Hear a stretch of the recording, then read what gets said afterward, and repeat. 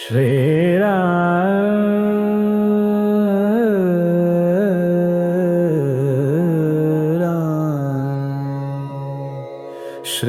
रामचंद्र कृपालु भज मन हरण भव भय दारुणं नव कंज लोचन कंज मुख कर कंज पद कंजारुणं कंदर्प गणित अमित छवि नवनील नीरज सुंदरं पटपीत मानहु तडित रुचि शुचि नौमि जनक सुतावरं भज दीन बंधु दिनेश दानव दैत्य वंश निकंदनं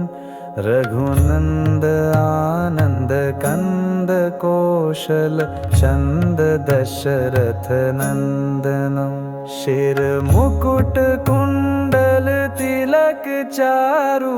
दारु अंग विभूषणं आजानुभुज शर चाप धर संग्राम जित कर दूषणं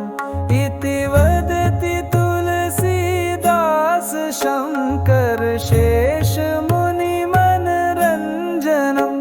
मम हृदय कंज निवास कुरु कामादि खलदल गंजनं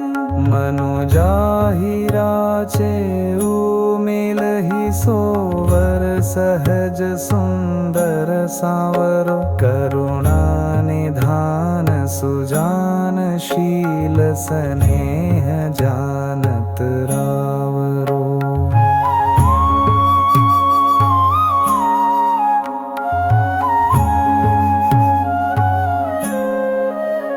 एहि भांति गौरी असीस सुनि सिय सहित हिय हर्षियली